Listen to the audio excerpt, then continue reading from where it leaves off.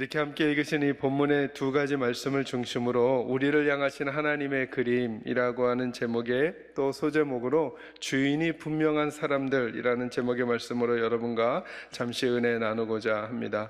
오늘은 그 중에서 하나님이 그리신 그림 중에 우리가 하나님의 소유다라고 하는 게 어떤 의미인지를 좀 살피려고 해요. 이제 이사야 43장 1절에서 7절 말씀으로 오시도록 하겠습니다. 거기 1절 말씀을 다시 한번 읽어볼까요? 같이 한번 읽겠습니다. 시작. 야곱아, 너를 창조하신 여호와께서 지금 말씀하셨느니라. 이스라엘아, 너를 지으신 이가 말씀하셨느니라. 너는 두려워하지 말라. 내가 너를 구속하였고 내가 너를 지명하여 불렀나니 너는 내 것이라. 아멘. 아멘. 우리는 누구의 거예요? 하나님의 것이에요. 믿으시기 바랍니다. 여러분 따라합니다. 나는 하나님의 것입니다. 한 번 더요. 나는 하나님의 것입니다. 여러분, 우리는 하나님의 것이라는 사실을 잊지 마시기를 주의 이름으로 축원합니다. 하나님께서 이 말씀을 왜 주시는가? 이사야 43장의 배경이 있어요. 출애굽기에서도 마찬가지인데요. 출애굽기에서도 이제 광야길을 걸어야 하고 먹고 마시고 입고 살아가는 문제가 혼란스러울 이스라엘 백성들에게 그 첫 걸음을 걸어가면서 새 걸음을 걸어가면서 그 혼란한 가운데 그 삶을 유지해 가야 할 이스라엘 백성들을 정비시키기 위하여 하나님이 그 말씀 주셨거든요. 이사야의 말씀, 이 43장의 상황은 어떤 상황이냐면 유다 백성들이 이제 바벨론에게 포로로 잡혀가는 거예요. 자, 포로로 잡혀간다는 것 지난주에 설명드린 대로 내 터가 흔들리는 것이기도 하고요, 환경이 흔들리는 거잖아요. 그죠? 포로로 잡혀간다는 건 그동안 익숙한 삶이 이젠 없어져 버리는 거예요. 내 나라 땅에서 끄집어내어져서 다른 나라 땅에 가서 살게 되는 거예요. 여러분, 그걸 그냥 글로 읽는 게 아니라 그 상황을 한번, 그 상황 속에 우리를 한번 던져보는 거예요. 다 낯선 사람들이에요. 낯선 문화예요. 그러면서도 우리들의 위치가 위에 있지 않고 노예의 삶을 살게 되는 거예요. 그럴 때 이스라엘 백성들이 어떤 태도를 취했을까요? 갖가지 태도가 나왔을 거예요. 어떤 사람들은 비관하며 살았을까요? 하나님이 없어, 하나님은 없어, 이제 우리는 하나님의 백성도 아니야, 하나님이 살아계신다면 어떻게 우리가 포로가 될 수가 있어? 하나님이 우리를 선택했다면 우리가 어떻게 이 지경에 처할 수 있겠어? 난 이제부터 내 인생에 하나님이 없어 하고 눈앞에 보이는 유익을 조차 자기의 삶을 평가하고 판단하는 사람이 있었을 터이죠. 또 그들 중에 어떤 사람들은 빨리 약삭빠르게 그 바벨론 체제에 적응해서 거기서 조금이라도 한 자리라도 얻어가려고 하면서 살아가는 사람들이 있었겠죠. 어떤 사람은 더 변방으로 더 고통스러운 인생으로 가는 갖가지 상황의 삶을 사는 이들이 있었던 상황이 이들의 상황이에요. 흡사 오늘 여러 가지 상황을 만나고 있는 이 시대의 우리들과도 비슷할 것 같아요. 이모저모한 일로 삶의 터가 흔들리기도 하고 바람이 불고 파도가 쳐서 더 이상 정상적인 삶을, 아니면 그동안 꿈꾸던 삶은, 그동안 안락했던 삶을 살지 못하게 되는, 그리고 지금 살고 있기는 하지만 앞을 바라볼 때 미래가 없어 보이는 것 같은 상황을 겪고 있을 우리들과 유사한 상황이란 말이죠. 제가 지금 처음으로 주목하려고 하는 건 뭐냐면 이거예요. 그런 그들을 다루어 가시는 하나님의 방법에 주목해 보자는 거예요. 하나님은 그들에게 어떤 것을 말씀하고 계시냐는 거예요. 그 1절에 그 얘기를 해주잖아요. 그렇게 혼란스러울 그들에게 너희는 누구 거라고요? 내 거란 사실을 먼저 잊지 말라는 거예요. 이 안에 담겨져 있는 몇 가지 말씀 나누도록 하겠습니다. 그 중에 첫 번째입니다. 1절을 다시 한 번만 저와 함께 읽을까요? 읽습니다. 시작. 야곱아, 너를 창조하신 여호와께서 지금 말씀하시느니라. 이스라엘아, 너를 지으신 이가 말씀하시느니라. 너는 두려워하지 말라. 내가 너를 구속하였고 내가 너를 지명하여 불렀나니 너는 내 것이라. 아멘. 아멘. 첫 번째로 주목할 것은 뭐냐 하면, 그런 혼란한 시기에는 꼭 하나님의 말씀을 들으셔야 한다는 거예요.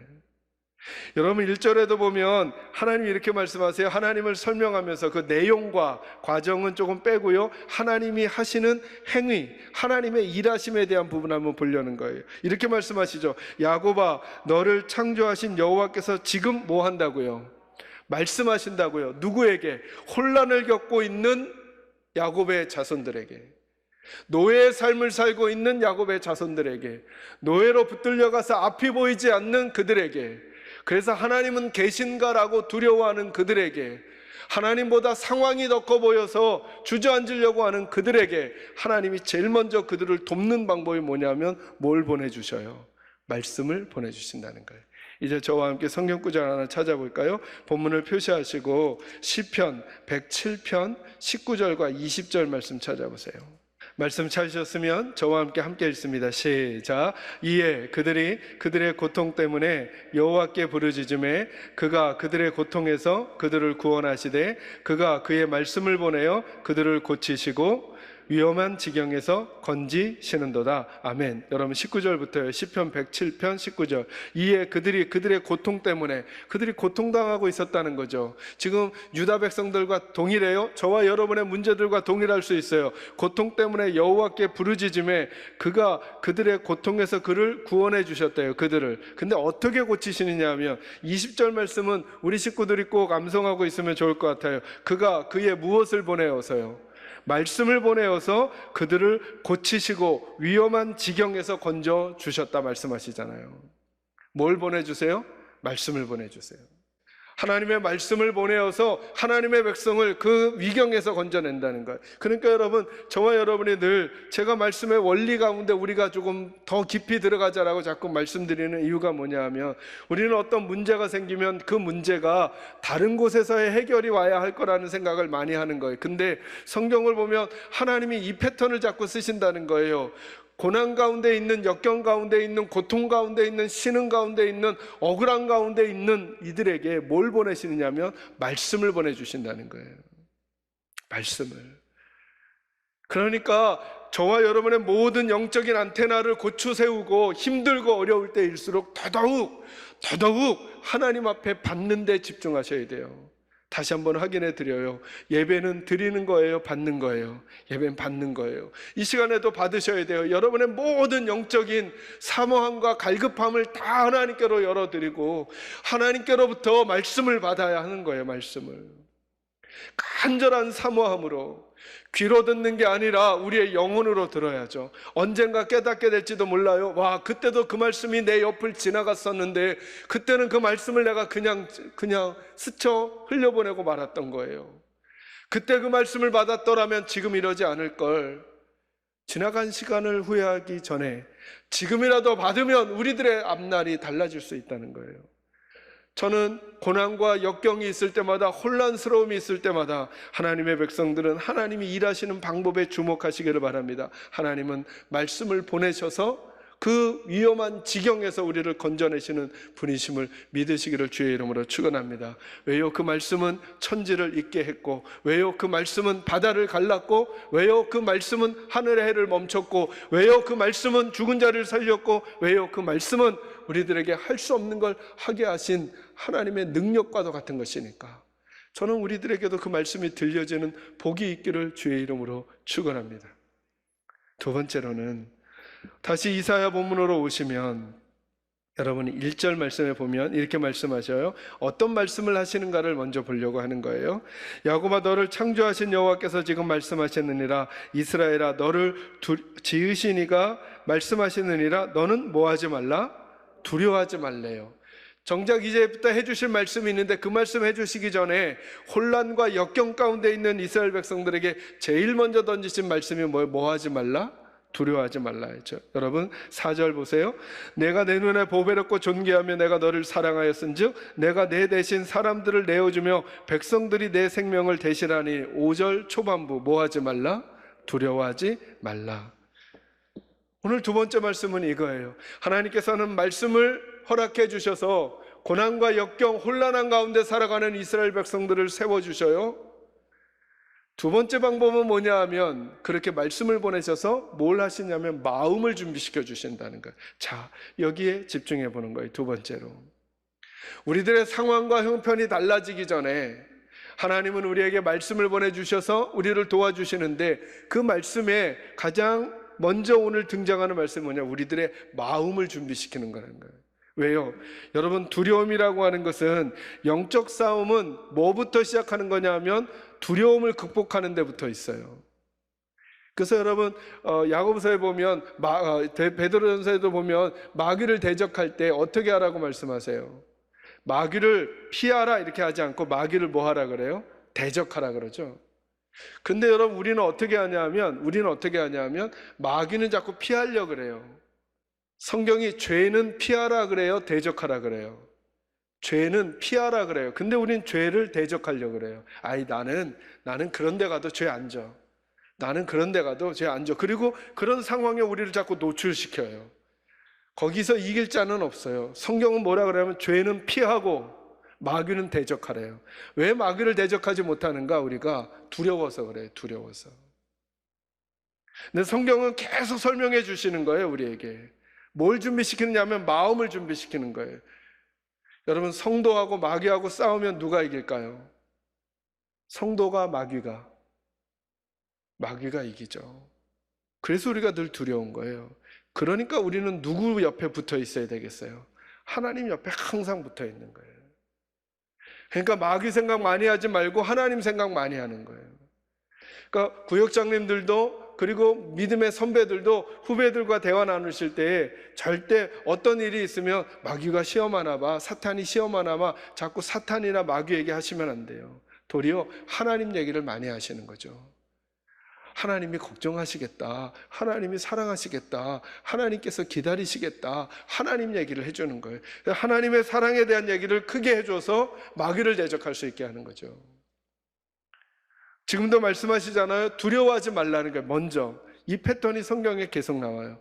여호수아 1장에 보세요. 여호수아 1장 우리가 신년이나 뭐 할 때마다 늘 듣는 말씀 중에 하나잖아요. 그죠? 두려워하지 말라. 강하고 담대하라. 두려워하지 말라. 근데 여러분 여호수아가 지금 뭐 하려고 하는 상황이냐면 요단강을 건너가서 이제 전투를 시작해야 되는 상황이에요. 그래서 두려운 거거든요. 지도자가 없어지고 앞으로는 전쟁을 해야 되고 싸움을 해야 되는데 과연 이 사람들하고 요단강을 건너가 가나안 땅을 점령할 수 있을까? 이게 여호수아가 가진 불안함이거든요. 그러니까 두려운 거거든요. 그러면 그 두려움을 해소하려면 뭐가 필요한가? 무기가 필요하고 전략이 필요하고 그리고 군사들의 훈련이 필요한 거잖아요. 실제적으로는. 근데 하나님은 뭐부터 준비시키냐면 마음부터 준비시키는 거예요. 뭐라고요? 두려워하지 말아라.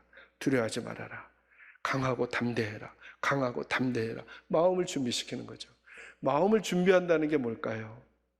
여러분 호흡을 깊게 한번 하는 거예요. 하나님을 생각하고 맞아요. 우리에게 이러저러한 일들이 막 찾아왔어요. 갈등의 문제들이, 생업의 문제들이, 앞이 잘 안 보이는 것 같은 문제들이, 그때 막 조급하게 두려운 마음으로 그것들을 보면 영적인 민감함이 자꾸 떨어지는 거예요. 그때 하나님의 음성 듣고 두려워하지 말고 호흡 한번 깊게 내쉬어보는 거예요. 후 하고 하나님 앞에 탄식하는 거죠. 호흡을 내뱉는 것은 하나님 의식하고 하나님께 얘기해 드리고 하나님께 사실 그대로 말하고, 저는 그래서 기도가 좋은 이유가 뭐냐면 제가 최근에도 말도 안 되는 기도를 하나님께 했어요. 아마 여러분들이 들으시면 어떻게 저렇게 애기 같은 기도 제목을, 제가 애기처럼 막 이렇게 했다는 게 아니라 기도 제목이 그만큼 이렇게 애기 같다는 거예요. 그냥 하나님께 떼쓰듯이 하나님 해주셔야 돼요. 하나님 아니시면 안 돼요. 하나님 저는 은혜가 필요해요. 뭐 다른 거 따지기 전에 그냥 하나님이 무작정 도와주셔. 이거 안 도와주시면 제가 마음이 막 힘들 것 같아. 막 이렇게 제가 하나님께 기도. 저는 그게 다 하나님 앞에서 호흡을 내뱉는 거라고 생각해요. 그러니까 하나님이 저에게도 우리 식구들에게도 먼저 마음을 준비시키는 거예요. 그리고 두려우신 분들은 이 말씀 붙들고 하나님과 씨름하세요. 하나님, 저도 안 두려워하고 싶어요. 어떤 일이 다가올지, 어떤 일이 생길지 안 두려워하고 싶어요. 그러니까 하나님이 책임져 주세요. 해결해 주세요. 만약에 여호수아 입장이면 이렇게 말한 거잖아요. 그래요, 하나님, 저 이제 강하고 담대하겠어요. 그러면 이제부터 요단강 문제, 여리고성 문제 하나님이 책임져 주세요 라고 하나님께 강짜를 부렸을 만하잖아요. 그죠? 그리고 났더니 하나님 해결해 주셨죠. 요단강은요, 걸어가니까 갈라졌어요. 여리고성은요, 도니까 무너졌어요. 여리고성과 요단강이 그렇게 될 줄은 여호수아가 전략에 두지도 않았고 둘 수도 없었고 둬도 되지 않을 일들이었잖아요. 하나님이 두려워하지 말라고 말씀하신 하나님이 책임져 주신 거잖아요. 그러니까 우리에게도 그 마음이 있어야 한다는 거죠. 호흡을 길게 하나님 앞에 내뱉으세요. 기도하셔요. 어떤 기도를 할까요, 목사님? 여러분이 하나님께 말씀드리고 싶은 내용을 하셔요. 그 말씀을 드리는 동안에 우리 마음에 힘이 생기고 우리 마음이 준비되게 될 거예요. 기도하시는 여러분이 되시기를 주의 이름으로 축원합니다. 마지막 세 번째로는 이거예요. 그것을 위해서 우리에게 주시는 하나님의 음성이 뭐냐 하면 43장 1절에서 7절에 나와요. 제가 1절을 다시 한번 읽어드리면, 야곱아 너를 창조하신 여호와께서 지금 말씀하시느니라. 이스라엘아 너를 지으신 이가 말씀하시느니라. 너는 두려워하지 말라. 내가 너를 구속하였고 내가 너를 지명하여 불렀나니 너는 내 것이라. 아멘. 두려워하지 말라는 말을 가운데 딱 두시고 위에 한번 아래 한번 설명해 주세요. 왜 두려워하지 마는가? 내가 너를 창조했고 내가 너를 지었으니까 두려워하지 말라는 거예요. 이해되셔요? 우리는 그냥 우리 스스로 존재하게 된 게 아니에요. 어쩌다가 우연히 하나님의 백성이 된 게 아니라는 거예요. 하나님께서 우리를 창조하시고 하나님께서 우리를 지으셨다는 거예요. 그러니 혼란 가운데 있더라도 두려워하지 말라는 거예요. 우린 누구와 관계 있는 사람이라는 거예요? 하나님과 관계 있는 사람이라는 거예요. 한번 따라합니다. 나는 이래봬도 하나님과 관계가 있는 사람이다.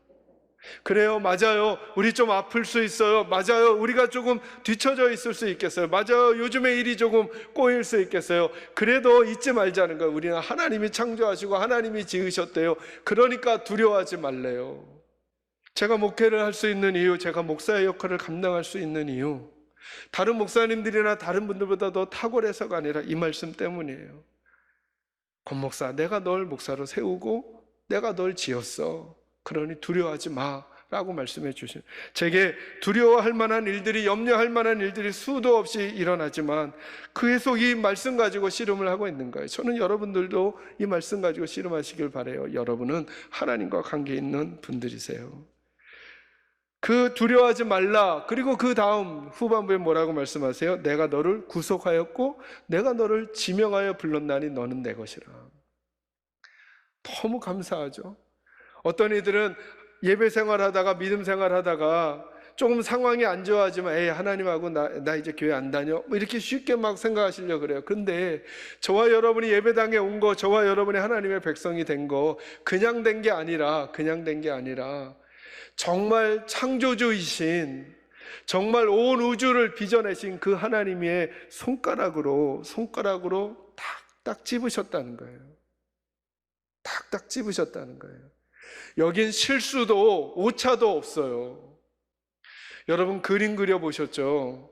그림 그리시다 보면, 그림을 잘 못 그리는 우리들도 어쩌다 그리다 보면 괜찮은 그림을 그릴 때가 있어요. 이건 완전 요행수죠. 그러나 정말 그림을 잘 그리는 사람은 그 색깔도 그냥 그 색깔을 선택하는 게 아닐 거라는 거 여러분 눈치채실 수 있으시죠? 정말 그림을 잘 그리는 사람은 그 배색을 거기다 왜 했는지 의도가 분명히 있다는 거 여러분 아시죠? 전문가이면 전문가일수록요. 그래서 좋은 영화 시나리오와 안 좋은 영화 시나리오의 차이는 뭐냐 하면, 안 좋은 영화 시나리오는 빤해요. 저희랑 시각이 비슷하니까. 좋은 영화는 깜짝 놀라는 거죠. 제가 영화 얘기는 많이 안 하지만 저 전에 기생충 보고 깜짝 놀란 게, 그 지하에서 그 아저씨 막 올라올 때 전 쓰러지는 줄 알았어요. 모르시는 분들은 그냥 모르시는 걸로 넘어가셔도 돼요. 어떻게 이런 생각을 할 수 있을까? 처음부터 다 구상해 놨겠죠. 제가 무슨 얘기를 하려고 하는 거냐면, 전문가는 작은 거 하나도 그냥 넘어가잖아요. 우리 하나님은 어쩌다 뽑기 하듯이 눈 감고 뽑아서 우리 뽑은 게 아니라 지명하여 부르셨다고요.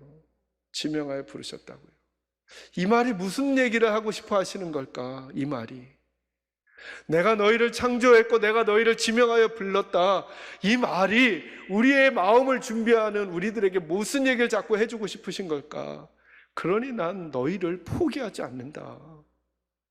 절대 포기하지 않는다. 절대 포기하지 않는다. 그러니 두려워하지 말라는 거예요. 이 삶이 우리를 끝내 규정하지 못할 거라는 거예요. 여러분, 분명히 이 시간 지나갑니다. 여러분, 분명히 이 시간 지나가고 또 다른 시간을 하나님 우리에게 허락해 주실 거예요. 그러니 그 좋은 날이 오거나 혹은 높여질 날이 올 그때에 부끄럽지 않은 우리가 되려면, 그래, 하나님 우리를 끝까지 책임지신다고 하시지. 그러니 지금 이 시간에도 하나님의 백성다운 태도 유지해내야지 라고 하는 삶의 자리를 하나님께서 우리에게 부탁하고 계시는 거죠. 하나만 더 살피고 마무리할까요? 그 마음이 이렇게 표현되는 거예요. 4절 말씀 같이 읽습니다. 시작. 내가 내 눈에 보배롭고 존귀하며 내가 너를 사랑하였은즉 내가 내 대신 사람들을 내어주며 백성들이 내 생명을 대신하리니. 아멘. 어떻게 말씀하시느냐? 여러분 2절 그리고 제가 지금 여러분과 읽었던 1절과 4절 말고 나머지 구절은 다 무슨 얘기냐 하면, 너희가 내 것이기 때문에 나는 이렇게까지 너희한테 할 거야 라고 하는 하나님의 사랑의 표현들이 다 담겨져 있는 거예요. 2절에 이렇게 말하죠. 내가 물 가운데로 지날 때에 내가 너와 함께 할 것이라. 강을 건널 때에 물이 너를 침몰하지 못할 것이며 내가 불 가운데로 지날 때에 타지도 아니할 것이요 불꽃이 너를 사르지도 못하리니 대저 나는 여호와 내 하나님이여 이스라엘의 거룩한 이여 내 구원자임이라. 내가 애굽을 너의 속량물로 구스와 수바를 너를 대신하여 주었노라. 이게 무슨 말이야? 한마디로 말하면 너희가 내 것이니까 난 너희 끝까지 책임질 거야, 이 얘기하시는 거잖아요. 그런데 그 하나님의 마음이 어디까지 가시느냐 하면 4절에 보니까 너희는 내 눈에 뭐와 같다고요? 보배와 같다고요. 보배와. 이거 우리에게 잘 이해가 안 되는 경우가 많아요. 우리 쪽에서 생각할 때. 여러분이 하나님의 눈에 보배 같아요? 하나님이 저와 여러분을 평가할 때, 야, 너는 진짜 보배다, 보배, 이렇게 생각하실까? 아니면, 아유, 이 말썽꾸러기, 이렇게 하실까? 둘 중에 하나를 선택하면 우리는 늘 그림이 어느 쪽에 있냐 하면, 말썽꾸러기 이쪽에 있어요. 질문할게요. 여러분의 자녀는 여러분에게 보배 같아요? 말썽꾸러기 같아요? 참 희한하죠? 우리들의 자녀는 우리들에게 늘 말썽꾸러기예요. 이것 때문에 걱정시키고 저것 때문에 걱정시키고, 초등학생 때는 이것 때문에, 중학생이 되면 이것 때문에, 대학생이 되면 이것 때문에, 대학 졸업하면 직장 때문에, 직장 들어가면 결혼 때문에, 결혼하면 애 때문에, 뭐 때문에. 우리 권사님들 지금까지 다 걱정이시죠. 그런데 보배예요. 이 녀석들은 우리에게 너무나 귀하고 너무나 보배로워. 말썽을 피면 피는 대로 보배롭고, 아프면 아픈 대로 너무 더 귀해져. 이해되시죠? 하나님께 우리가 그렇다고요. 하나님께 우리가 그렇다고요.